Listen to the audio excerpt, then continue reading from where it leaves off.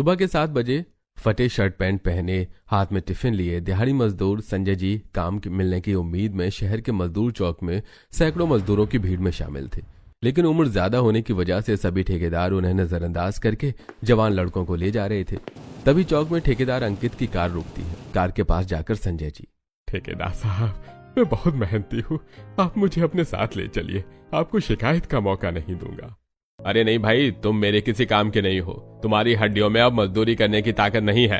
साहब, आप मेरे कमजोर शरीर पर मत जाओ, हड्डियों में अब भी 2-2 मजदूर का काम करने की ताकत है। नहीं, मुझे जवान लड़कों की जरूरत है। ठेकेदार अंकित उन्हें छोड़कर कमलेश, अतुल और रवि को अपनी कार में बिठाकर अपने साथ ले गया। दोपहर तक संजय जी के अलावा मजदूर चौक के सभी मजदूरों को कोई ना कोई ठेकेदार अपने साथ ले जा चुका था। चौक पर अकेले खड़े संजय जी, आज ये चौथा दिन है जब मुझे काम नहीं मिला, न जाने आगे क्या होगा, मैं अपने परिवार कैसे पाल पाऊंगा। सोचते हुए निराश संजय जी धीरे धीरे कदम बढ़ाकर अपने घर की तरफ चल देते हैं। कुछ ही देर में वो अपने एक छोटे से मकान तक पहुंच जाते हैं। एक कमरे के मकान पर छोटे से आंगन से होते हुए वो जैसे ही दरवाजा खोलकर अंदर आते हैं, दरवाजे की तरफ पीठ किए हुए रफू की हुई साड़ी पहने फर्श पर बैठी पैसे गिन रही उनकी पत्नी शीला जी। चोर चोर चोर! अरे भाग्यवान, पलट कर तो देखो, मैं चोर नहीं हूँ, मैं तुम्हारा पति हूँ। संजय जी की आवाज सुनकर शीला जी पलट कर देखकर, अरे आपने अचानक आकर मुझे चौंका दिया। मैं समझी कि कोई चोर है। तुम हर समय इतना घबराई हुई क्यों रहती हो? हाथ में लिए नोट दिखाकर, सिर्फ यही तो जमा पूंजी है हम दिहाड़ी मजदूरों के पास, इसलिए हर समय डर लगा रहता है कहीं कोई चोर चुरा न ले। शायद तुम भूल रही हो कि हमारी असली जमा पूंजी ये रुपए नहीं बल्कि हमारी बेटी नीतू है। ये रुपए तो हमने उसकी शादी के लिए अपना पेट काट कर बचाए हैं। चारों कोनों में देखकर, वैसे वो है कहाँ? दिखाई नहीं दे रही। वो मेरे लाख मना करने के बाद भी वर्मा जी की बेटी की सगाई में गई है। वर्मा जी की बेटी ने उसे बुलाया होगा, तभी वो गई है ना। इसमें मुंह बनाने वाली कौन सी बात है? वो दावत खाने नहीं बल्कि दावत के झूठे बर्तन साफ करने गई है। ये जानते हुए भी तुमने उसे जाने क्यों दिया? तुम्हें तो जानती हो ना कि मुझे उसकी इस तरह काम करना बिल्कुल भी पसंद नहीं है। आप जानते हो ना कि वो कितनी जिद्दी है, उसकी जिद के आगे मैं हर बार हार जाती हूँ। यहाँ घर पर जिसकी बात चल रही है वो रफू किया फ्रॉक सूट पहने वर्मा जी के यहाँ लगे टेंट के पीछे झूठी प्लेट साफ करती हुई। बस ऐसे ही 2-3 दिन काम और मिल जाए तो पापा को नई चप्पल और मम्मी को नई साड़ी दिलवा दूंगी। सोचती हुई नीतू झूठी प्लेट साफ कर रही थी कि तभी वहां से गुजर रही उसकी पड़ोसने विभा और आस्था उसे देखकर उसके पास आती हैं और, कैसे बेशरम माँ बाप है, जवान बेटी की शादी करने की बजाय उससे मजदूरी करवा रहे हैं। उन दोनों को बेटी की कमाई की रोटी न जाने कैसे पछती होगी। चुपचाप नीतू उन दोनों की बातें सुनती हुई प्लेट साफ करती रहती है। कुछ देर खड़ी रहकर आस्था और विभा वहां से अपने रास्ते चली जाती हैं। जिस समय नीतू प्लेट साफ कर रही थी उसी समय पार्वती और अर्जुन जी अपने 1000 एकड़ जमीन में बाग बगीचों, खेत खलियानों और गार्डन के बीच बने आलीशान और बहुत बड़े बंगलों के हॉल में ज्ञानेश जी के साथ बैठे हुए थे। बाला की कुंडली देखकर ज्ञानेश जी, आपने अब तक जितने भी हवन और दान पुण्य किए हैं वो सब असफल ही रहे हैं अर्जुन जी। आप ऐसा क्यों कह रहे हैं पंडित जी? क्योंकि आपके बेटे की कुंडली में जरा सा भी बदलाव नहीं आया। सारे ग्रह एक ही जगह पर हैं और आपकी जीवन रेखा अभी भी सिर्फ 25 साल ही है। पंडित जी, आप तो इतने बड़े ज्ञानी हैं, फिर से सोच विचार करके देखिए, मेरे बेटे की उम्र लंबी करने का कोई न कोई उपाय तो जरूर होगा। आपके बेटे की उम्र लंबी करने का सिर्फ एक ही और आखिरी उपाय है। पंडित जी, अपने बेटे की लंबी उम्र के लिए जो कुछ करना पड़े मैं वो सब करूंगी। बाला की शादी किसी ऐसी लड़की से करनी होगी जिसकी कुंडली में लंबी उम्र के साथ साथ सदा सुहागन रहने का योग हो। उपाय है तो मुश्किल, लेकिन आशा की यही पहली और आखिरी किरण है। उन लोगों की बातें सीढ़ियों से उतर रहे शीला और अर्जुन जी की बड़ी बेटी श्रेया और दामाद आकाश सुन रहे थे और उनके पास जाकर, व्हाट नॉनसेंस इज दिस? आज के जमाने में भी इन सब बातों को मानते हैं? मैं तो नहीं मानता। दामाद जी, आप चुप रहिए। आपके मनाने या ना मनाने से एक माँ का विश्वास नहीं टूटेगा। मैंने अपने बेटी की जिंदगी बचाने के लिए किसी भी अंधविश्वास को मानने को तैयार हूँ। पंडित जी, आप चाहे तो पूरे शहर, पूरे जिले या पूरे राज्य की लड़कियों की कुंडली छान मारिए, जितना खर्चा हो करिए, बस वो लड़के ढूंढिए जो मेरे बेटे को लंबी उम्र दे सकती हो। मैं अपनी तरफ से पूरी कोशिश करूंगा जजमान, अपने शिष्यों और साथियों से भी मदद लूंगा, बाकी जो भगवान की इच्छा है। अब मैं चलता हूँ। इतना कहकर पंडित जी वहां से चले जाते हैं, इस बात से बेखबर कि आने वाले कुछ दिनों में उसकी कुंडली उसे किस मोड़ पर ले जाने वाली है। नीतू झूठी प्लेट साफ करके और एक थैली में वर्मा जी द्वारा खाना लिए अपने घर के लिए निकलती है। तब तक दिन ढल चुका था और घरों के बल्ब जल चुके थे। तेज कदम बढ़ाकर नीतू, आज तो बहुत देर हो गई है नीतू, आज पक्का तुझे घर पर डांट पड़ेगी। घर में पड़ने वाली डांट के लिए खुद को तैयार करती हुई नीतू घर पहुंच जाती है। वो जैसे घर के अंदर दाखिल होती है, फर्श पर बैठी अपनी टूटी हुई चप्पल सुई धागे से सिल रहे उसके पिता संजय जी। नीतू, तुम जानती हो कि मुझे तुम्हारा इस तरह। नीतू संजय जी की बात पूरी होने के पहले ही साथ लाई थैली उनकी तरफ आगे बढ़ाकर, पापा, मैं जानती हूँ कि अब तक आपने खाना नहीं खाया होगा और आप मुझ पर बहुत गुस्सा हैं। हाथों में से कंटेनर में रखी मटर पनीर की सब्जी, गुलाब जामुन और अखबार में लिपटी पूड़ियां निकालकर, पहले पेट भरकर खाना खा लो, उसके बाद आपको मुझे जितना डांटना है डांट लेना। नीतू का प्यार और खाना देखकर संजय जी का गुस्सा शांत हो जाता है और भूख तो बहुत लगी है, तो पहले खाना खा लेता हूँ। और हाँ, यह मत समझना कि मेरा गुस्सा शांत हो गया है। घर के अंदर ही एक कोने में मिट्टी के चूल्हे पर रोटियां सेक रही शीला जी जल्दी से उन दोनों के पास 2 थालियां लेकर पहुंच जाती हैं। तो फिर देर किस बात की, जल्दी से खाना परोस नीतू। शीला जी से थालियां लेकर नीतू फटाफट दोनों थालियों में सब्जी, पूड़ी और गुलाब जामुन परोसती है और वो तीनों मिलकर दोनों थालियों में एक साथ खाना खाते हैं। खाना खाने के बाद पेट भरकर खाना खाकर नींद बहुत अच्छी आती है। संजय जी की बात सुनकर जल्दी से नीतू झूठी थालियां उठाकर एक तरफ रखकर चटाई बिछा देती है और तो फिर सो जाओ ना पापा और मुझे कल डांट लेना। नीतू के सिर पर हाथ फेरते हुए संजय जी, तू भी ना। कई दिनों बाद संजय जी ने पेट भरकर खाना खाया था। बिस्तर पर पड़ते ही वो गहरी नींद में सो गए। उनके सोने के बाद दोनों माँ बेटी मिलकर आंगन में झूठे बर्तन धोती हैं और उन्हें चूल्हे के पास रखकर बिस्तर पर पड़कर सो जाती हैं। अगली सुबह उन दोनों के जागने से पहले ही संजय जी रात की बनी बासी रोटियां टिफिन में लेकर काम मिलने की उम्मीद में मजदूर चौक पहुंच जाते हैं। कुछ ना कुछ करके आज मुझे काम ढूंढना ही होगा। संजय जी काम के बारे में सोच ही रहे थे कि तभी मोटरसाइकिल पर ठेकेदार हरि उनके पास आता है। ठेकेदार साहब, आपके पास जो भी काम होगा मैं सब कर लूंगा, बस आप मुझे अपने साथ ले चलिए। अरे काम तो मेरे पास है 3री मंजिल में सीमेंट की बोरियां चढ़ाने का, लेकिन शायद तुम कर नहीं पाओगे। अरे आप चिंता मत करिए ठेकेदार साहब, मैं सब कर लूंगा। ठीक है, चलो फिर मेरे साथ, तुम्हें हर बोरी का 10 रुपए दूंगा। मोटरसाइकिल पर बैठकर ठेकेदार हरि संजय को अपने साथ साइट पर ले जाता है और इधर घर में झाड़ू पोछा करके नीतू स्टील का घड़ा लेकर पानी लेने के लिए घर से कुछ दूर पीपल के पेड़ के पास लगे नल पर जाती है। नीतू नल चलाकर घड़े में पानी भरी रही होती है कि तभी उसके पास मोहल्ले के आवारा लड़के टोनी और मोनू आ जाते हैं और हाय हाय, कमर की क्या लचक है, क्या चाल है, क्या ढाल है। अरे हम भी प्यासे हैं, हमें भी पानी पिला दो। नीतू के लिए टोनी और मोनू जैसे लड़कों का सामना करना रोज की बात थी, इसलिए वो उन्हें नजरअंदाज करके पानी भर रही थी। तभी वहां उसकी पड़ोसने ने विभा और आस्था पानी लेने पहुंच जाती है और उन दोनों की बातें सुनकर, इतनी ही जवानी फूट रही है तो घर वालों से बोलकर शादी क्यों नहीं करवा लेते? तुम्हारे जैसे लोगों की वजह से आज इस देश में लड़कियां अकेले घर से बाहर निकलने से डरती है। उन दोनों की डांट सुनकर टोनी और मोनू वहां से भाग खड़े होते हैं और उसके जाने के बाद, तेरी माँ घर पर क्या कर रही है जो तुझे यहाँ पानी लाने के लिए भेज दिया? आंटी जी, वो मेरी मम्मी। इससे क्या पूछ रही हो? घर चलकर इसकी माँ से ही बात करते हैं। घड़े में पानी भरकर वो तीनों नीतू के घर पहुंचती हैं और शीला को आंगन में बैठे साड़ी में रफू करता देखकर, हम तुझे इतना समझाते हैं लेकिन तुम हो कि समझने को तैयार नहीं हो। खुद घर में बैठी हो और जवान बेटी को बाहर भूखे भेड़ियों के बीच छोड़ दिया। जमाना खराब है, कहीं कुछ ऊंच नीच हो गई ना तो जिंदगी भर रोने के अलावा कुछ नहीं बचेगा। जल्दी से अपनी बेटी की शादी कर दो और उसे ससुराल विदा करके चिंता से मुक्त हो जाओ। नीतू की शादी के लिए हम दोनों पति पत्नी अपना पेट काट कर पैसे जोड़े हैं, लेकिन ना जाने मेरी बेटी के भाग्य में क्या लिखा हुआ है। शीला जी की बात सुनकर विभा को पंडित ज्ञानेश जी की याद आती है। अगर तुम्हें नीतू का भविष्य जानना है तो तुम आज ही शिव जी के मंदिर में पंडित जी ज्ञानेश जी से जाकर मिलो। वो जरूर तुम्हें नीतू की शादी का कोई न कोई उपाय बताएंगे। विभा के कहने पर शीला नीतू को लेकर शिव जी के मंदिर में पंडित ज्ञानेश जी के पास जाती है और विभा की कही बात दोहराकर, पंडित जी, मैं बड़ी उम्मीद लेकर आपके पास आई हूँ। मेरी बेटी का हाथ देखकर बताइए कि उसकी शादी कब होगी।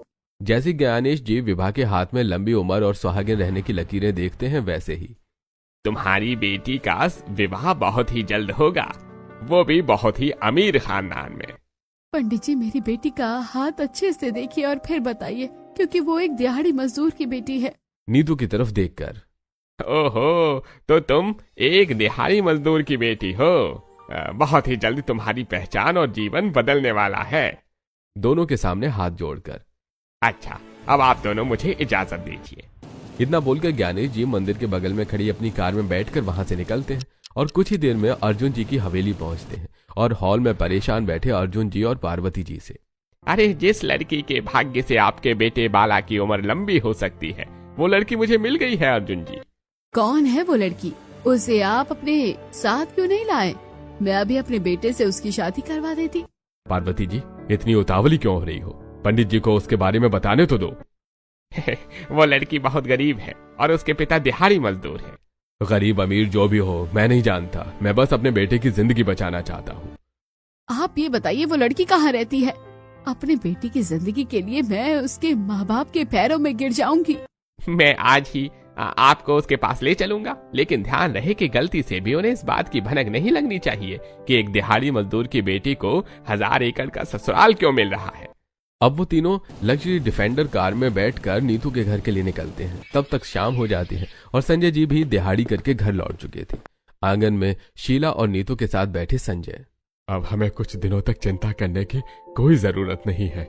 मुझे एक बहुत अच्छा काम मिल गया है। संजय जी काम के बारे में उन्हें बता ही रहे थे कि तभी उनके आंगन के सामने लग्जरी डिफेंडर आकर रुकती है, जिसमें से पार्वती, अर्जुन जी और ज्ञानेश जी बाहर निकलकर उनके पास आते हैं। हाथ जोड़कर अर्जुन जी, ना आप मुझे जानते हो और ना मैं आपको जानता हूँ, लेकिन मैं आपकी बेटी को अपनी बहू बनाना चाहता हूँ। अरे, आप कौन हैं और ये कैसी बातें कर रहे हैं? तभी ज्ञानेश जी आगे बढ़ते हैं और शीला जी से, बहन जी, मैंने आपसे सुबह बताया था ना। हाँ पंडित जी, आपने बताया तो था, लेकिन ऐसे कैसे मैं किसी अनजान के घर अपनी बेटी ब्याह दूं? पार्वती और अर्जुन जी की तरफ इशारा करके, ये है श्रीमान अर्जुन और उनकी धर्म पत्नी श्रीमती पार्वती जी। ये 1000 एकड़ में फैली अपनी हवेली में रहते हैं और ये अपने इकलौते बेटे बाला की शादी आपकी बेटी से कराना चाहते हैं। पार्वती जी हाथ जोड़कर, मैं आपके सामने हाथ जोड़ती हूँ, मान जाइए और अपनी बेटी की शादी मेरे बेटे से करा दीजिए। मैं सिर्फ पंडित जी की बातों पर भरोसा करके अपनी बेटी की शादी के लिए मान रही हूँ, वरना मुझे दौलत का कोई लालच नहीं है। शीला जी के मान जाने के बाद अर्जुन जी धूमधाम से अपने बेटे की शादी नीतू से करवाते हैं और नीतू अपने दिहाड़ी मजदूर पिता के घर से पति बाला के साथ विदा होकर 1000 एकड़ वाले ससुराल में पहुंचती है। अगले ही दिन पहली रसोई के लिए नीतू नई साड़ी और गहने पहने अपने ससुराल की बहुत बड़ी और आलीशान रसोई में अपनी चारों नंदों श्रेया, पूजा, रोशनी और आरती के साथ में बहुत बड़ी रसोई देखकर, नैना जी, इतनी बड़ी रसोई में तो मेरे मोहल्ले के 4 घर समा जाते हैं। भाभी, लगता है आप भूल रही हैं कि आप अपने 1000 एकड़ के ससुराल की रसोई में खड़ी हैं। बड़ी तो होगी ना? नन्हे जी, जब रसोई इतनी बड़ी है तो पूरी की पूरी हवेली कितनी बड़ी और आलीशान होगी। भाभी जी, हमारी 1000 एकड़ में फैली इस हवेली में खेत है, खलियान है, फलों और फूलों के बाग और बगीचे भी है, इसलिए जरूरत की सारी सब्जियां, फल और अनाज यहाँ मिलता है। बाहर लेने जाने की जरूरत ही नहीं पड़ेगी।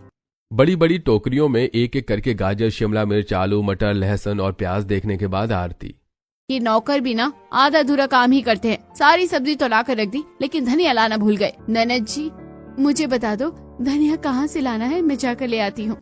हवेली से बाहर निकलकर दाएं और फिर बाएं मुड़ जाना, आपको धनिये के हरे भरे खेत दिख जाएंगे। ठीक है, मैं अभी गई और धनिया लेकर अभी आई। इतना बोलकर नीतू ने जिस दरवाजे से गृह प्रवेश किया था उसी से निकल जाती है। उसके जाने के बाद किचन में आलू छील रही श्रेया, अरे मैं भी भाभी को बताना ही भूल गई कि हवेली में 4 दरवाजे हैं और किस दरवाजे से जाने पर धनिया के खेत मिलेंगे। गलत दरवाजे से निकलकर नीतू 1000 एकड़ के ससुराल में भटक जाती है। दाएं और बाएं जाते हुए उसे मेथी, पालक, मटर, नींबू और संतरे के खेत और बगीचे तो मिलते हैं, लेकिन धनिया के खेत नहीं दिखते। ननद जी ने मुझे कहाँ भटका दिया। 1 घंटे से ढूंढ रही हूँ, लेकिन धनिया के खेतों का कुछ अता पता नहीं है। थकी हुई आरती खुद से बातें करती हुई आम के बगीचे तक पहुंच जाती है। मैं अपने 1000 एकड़ के ससुराल में पहले ही दिन इतना भटक गई हूँ कि अब हवेली तक जाने का रास्ता ही याद नहीं रहा। वो खुद से बातें कर ही रही थी कि तभी उसे पास ही ट्रैक्टर के पास खड़े रानू और ललित दिखाई दिए। जैसे ही नीतू उनके पास गई उसने सुनी उन दोनों की बातें। हमारे मालिक ने गरीब की लड़की के साथ बहुत गलत किया है, उन्हें ऐसा नहीं करना चाहिए था। अपने बेटे की जान बचाने के लिए उन्होंने एक लड़की के भविष्य के साथ खिलवाड़ नहीं करना चाहिए था। उन दोनों की बात सुनकर रानू, क्या गलत कर दिया तुम्हारे मालिक ने, मुझे भी बताओ। अचानक नीतू को अपने पास खड़ा देखकर वो दोनों घबराकर बात पलट देते हैं। अरे कुछ नहीं, हम तो बस कह रहे थे कि अरे छोटी मालकिन आप अकेले यहाँ क्या कर रही हैं? थकी हुई नीतू और उन दोनों की पहले वाली बातों पर गौर नहीं करती और मैं धनिया लेने आई थी और भटक गई। आप सही समय पर हम तक पहुंची हैं छोटी मालकिन, हम यहाँ से जाने ही वाले थे, चलिए हम दोनों आपको हवेली तक छोड़ आते हैं। रानू और ललित के साथ नीतू हवेली तक पहुंचती है। जैसे वो तीनों हॉल में जाते हैं वहां बैठे उसके सास ससुर और नंदोई उसे देखकर, बहू तुम तो किचन में थी ना, ये बाहर से कहाँ से आ रही हो? नीतू जवाब दे पाती उससे पहले ही किचन से अपना बनाया खाना जैसे सब्जी पूड़ी दाल चावल खीर और हलवा लेकर उसकी चारों नंदे वहां आती हैं। और मम्मी जी वो मैंने ना भाभी जी को धनिया लेने भेजा था, शायद वो भटक गई।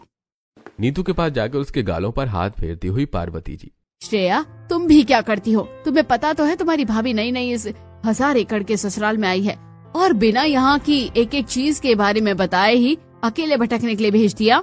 तुम चारों कान खोलकर सुन लो, आज से ही तुम चारों अपनी भाभी को हवेली के कोने कोने से अवगत करवाओगी। मम्मी पापा मैं आपकी कहने पर ही भाभी की पहली रसोई में उनकी मदद करवाने को तैयार हुई थी, लेकिन मुझसे कुछ नहीं हो पाएगा। इतना बोलकर आरती वहां से अपने कमरे में चली जाती है। बहू अपनी छोटी ननद की बातों का बुरा मत मानना, तुम्हारी शादी बहुत जल्दी में हुई है इसलिए वो तुम्हें अपना नहीं पा रही है। भाभी जी आप फिक्र मत करिए, जिस तरह आपकी तीनों ननदों ने आपको अपना लिया है एक दिन वो भी आपको अपना लेगी। पहले खाना खा लेते हैं, बहुत भूख लगी है, उसके बाद हम तीनों बहनें आपको हवेली का कोना कोना दिखाएंगी। खाना खाने के बाद नीतू की तीनों नंदों से 1000 एकड़ की हवेली की हर एक जगह जैसे कि guest house, guest room, servant room, hall, dining hall, entertainment room, meeting room, store room, balcony, छत और गार्डन दिखाती हैं और फिर स्ट्रॉबेरी और संतरे के बगीचों के पास ले जाकर। भाभी जी आपने हवेली तो देख ली, अब ये खेत और बगीचे फिर किसी दिन देखना, हम अभी बहुत थक गए हैं। हाँ ननद जी मैं भी बहुत थक गई हूँ, बाकी का बाद में, अब वापस चलते हैं। वो चारों वहां से हवेली वापस पहुंचती हैं। वो चारों जैसे ही हॉल में जाती हैं वैसे ही नीतू को छींक आ जाती है। हॉल में रखे सोफे पर बैठी पार्वती जी और आरती जी। बहू तुम्हें क्या हुआ? कोई जल्दी से डॉक्टर को बुलाओ, जल्दी से बहू को हॉस्पिटल ले चलो। मम्मी भाभी की सिर्फ एक छींक से तुम इतना घबरा गई हो, हमारे लिए तो कभी इतना नहीं घबराई। हाँ मम्मी आरती सही कह रही है, हमारे बीमार पड़ने पर तुम कभी इतना नहीं घबराई जितना भाभी को छींक आते ही घबरा गई। मैंने अब तक अपनी तीनों बेटियों से बाला की कुंडली की बात छुपाए रखी है, सिर्फ बड़ी बेटी श्रेया को ही उसके बारे में पता है, कहीं वो गलती से। मुझे पता है कि मम्मी इतना क्यों घबरा गई, तुझे कुछ नहीं पता तो चुप रह। पार्वती जी जिस बात से डर रही थी वही बात होने वाली थी, लेकिन समय रहते उन्होंने स्थिति संभाल ली। ऐसी कौन सी बात है मम्मी जी जो आप हम सबसे छुपा रही हो? कोई बात नहीं है और तू मुझसे सवाल जवाब मत कर, जाकर डॉक्टर को फोन कर। मम्मी जी आप घबराइए नहीं, मुझे कुछ नहीं हुआ है, सिर्फ छींक ही तो थी, शायद थकान और धूल मिट्टी की वजह से, थोड़ा आराम करूंगी तो ठीक हो जाऊंगी। नीतू का हाथ पकड़कर पार्वती जी, ठीक है बहू जाओ अपने कमरे में आराम करो। नीतू हॉल में से जाकर अपने आलीशान कमरे के बेड पर लेट जाती है। उसके हॉल से जाने के बाद श्रेया, रोशनी, पूजा और आरती भी अपने अपने कमरों में चली जाती हैं। उनके जाने के बाद हॉल में अकेली खड़ी पार्वती जी, मैं बहू के लिए नहीं बल्कि अपने बेटे के लिए परेशान हूँ, कुछ दिनों बाद पता चल जाएगा मैंने सही किया या गलत। जिस हालत की वजह से नीतू की शादी बाला से करवाई गई थी उसकी वजह से बाला नीतू को नहीं अपना पा रहा था, वो उससे दूर दूर ही रहता था, जिस वजह से 1000 एकड़ के ससुराल में सास ससुर और 3 नंदों का प्यार मिलते हुए भी नीतू के मन में अकेलापन और उदासी छाई रहती थी और वो हमेशा अपने माँ बाप की यादों में डूबी रहती थी। एक दिन हवेली के अंगूर के बगीचे में अकेली उदास खड़ी नीतू अपने मम्मी पापा के बारे में सोच रही थी कि तभी न जाने मेरे मम्मी पापा किस हाल में होंगे, पापा को दिहाड़ी मिल रही होगी या नहीं, उनका गुजारा कैसे हो रहा होगा। तभी वहाँ पार्वती और अर्जुन जी आते हैं और उसे उदास देखकर, क्या हुआ बहू तुम उदास क्यों हो? तुम्हें यहाँ किसी चीज की कमी हो तो बताओ। नहीं मम्मी जी मुझे यहाँ किसी चीज की कोई कमी नहीं है, मैं बस अपने मम्मी पापा के लिए परेशान हूँ, न जाने वो किस हाल में होंगे। बहू मैं तुम्हारी परेशानी समझ सकता हूँ, मैं भी कई दिनों से उनकी मदद करने के बारे में सोच रहा हूँ। ससुर जी मेरे माँ बाप बहुत खुददार है, वो अपनी बेटी के ससुराल की मदद नहीं लेंगे। तुम चिंता मत करो, हम उन्हें मदद देंगे भी नहीं, काम देंगे। उसके अगले दिन ही पार्वती और अर्जुन नीतू के साथ रॉल्स रॉयस कार से उसके मायके पहुंच जाते हैं। उस दिन संजय जी को दिहाड़ी का काम नहीं मिला था, जिस वजह से वो शीला जी के साथ घर में ही बैठे हुए थे। कार आंगन के बाहर पार्क करके वो तीनों घर के अंदर जाते हैं, उन्हें देखकर। अरे समधे जी, समधन जी, अरे नीतू, आप तीनों का अचानक यहाँ कैसे आना हुआ? आपकी बेटी को आपकी याद आती थी, इसलिए हम उसे आपसे मिलवाने ले आए। कोने में रखी चटाई बिछाकर शीला जी। ये आपने बहुत अच्छा काम किया समधी जी। अब आप लोग बैठिए, मैं आप सबके लिए चाय नाश्ते का इंतजाम करती हूँ। आपको परेशान होने की जरूरत नहीं है समधन जी, हम तो यहाँ आपसे जरूरी बात करने आए हैं।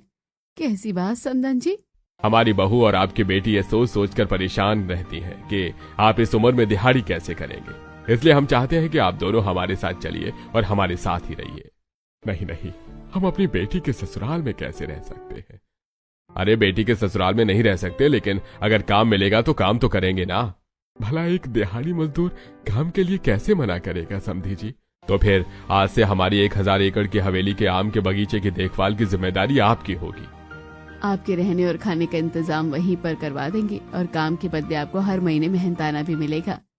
समझी जी, आप हम लोगों को अपने साथ ले जाने की पूरी तैयारी के साथ आए हैं, अब तो हमें आपकी बात माननी ही पड़ेगी।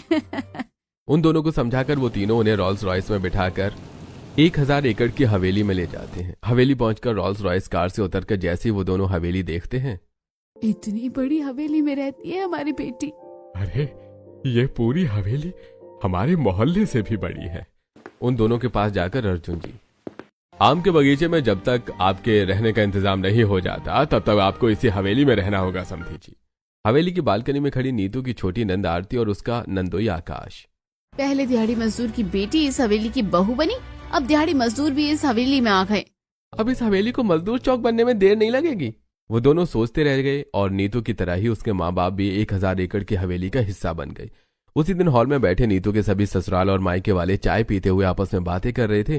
तभी घबराया हुआ ललित वहां आता है, उसे घबराया हुआ देखकर। क्या बात है ललित, तुम इतना घबराए हुए क्यों हो? बड़े मालिक, छोटे मालिक हमारे साथ आम के बगीचे का मुआयना कर रहे थे, तभी आम की एक बहुत बड़ी डाली टूटकर उनके ऊपर गिरी और वो बुरी तरह से घायल हो गए। उनका बहुत खून बह रहा था। सभी मजदूरों ने मिलकर उन्हें सिटी हॉस्पिटल पहुंचा दिया है मालिक। हे भगवान, ये क्या हो गया? पंडित जी का बताया उपाय काम नहीं आया। 2 दिन बाद मेरे बेटे का 25वां जन्मदिन है और उससे पहले कि उसके साथ ये सब हो गया। अभी उसे कुछ हुआ नहीं है, अभी हॉस्पिटल चलकर उसे देखते हैं। पूरा परिवार अलग अलग कारों में बैठकर तुरंत सिटी हॉस्पिटल पहुंचता है और ऑपरेशन थिएटर के बाहर खड़े होकर वो सभी। पंडित जी की बात गलत साबित हो रही है। मेरा बेटा जिंदगी और मौत के बीच में झूल रहा है, उसकी जान कैसे बचेगी? कौन पंडित जी और कैसा उपाय? मम्मी जी, आप ये क्या बोल रही हैं? नीतू की बात का उसे जवाब मिल पाता। उससे पहले ही ऑपरेशन थिएटर से डॉक्टर कालरा बाहर आते हैं और देखिए, पेशेंट की किडनी बुरी तरह से डैमेज हो गई है, दूसरी किडनी लगाकर ही उसकी जान बचाई जा सकती है। डॉक्टर साहब, आप मेरी किडनी ले लीजिए, लेकिन मेरे बच्चे की जान बचाइए। मैं आपका फैमिली डॉक्टर हूँ, इसलिए आपकी मेडिकल हिस्ट्री जानता हूँ। आपके परिवार में किसी की भी किडनी पेशेंट की जान नहीं बचा सकती। मैं अपने पति को अपनी किडनी दूंगी। नहीं नहीं बेटी, अभी तेरे सामने तेरी पूरी जिंदगी पड़ी है, तू इतना बड़ा जोखिम मत उठा। तेरा बूढ़ा बाप तेरे पति की जान बचाएगा। संजय जी अपनी किडनी देकर बाला की जान बचा लेते हैं और 6 महीने बाद जब बाला और संजय जी पूरी तरह से ठीक होकर पूरे परिवार के साथ 1000 एकड़ में फैली हवेली के गार्डन में बैठे होते हैं तो नीतू की बाला से शादी करवाने की वजह बताकर पार्वती जी, आप हमें माफ कर दो। हमने अपने बेटे की जान बचाने के लिए नीतू की जिंदगी के साथ इतना बड़ा दाव लगाया था। समधन जी, माफी मांग कर आप हमें शर्मिंदा मत कीजिए। जो कुछ हुआ वो सब ऊपर वाले की मर्जी से हुआ है। मेरी किस्मत में लिखा था मैं अपने पति की जान बचाऊं, तो वही हुआ। भाभी जी, मुझे माफ कर दीजिए, मैं आपको बहुत गलत समझती थी। नीतू, मुझे भी माफ कर दो। मैं तुम्हें कभी अपना नहीं सका, लेकिन अब मैं तुम्हें अपनी पत्नी का पूरा दर्जा दूंगा। तो इस तरह एक दिहाड़ी मजदूरी करने वाली बेटी को उसके 1000 एकड़ के ससुराल में सभी लोगों से सम्मान और प्यार मिल गया।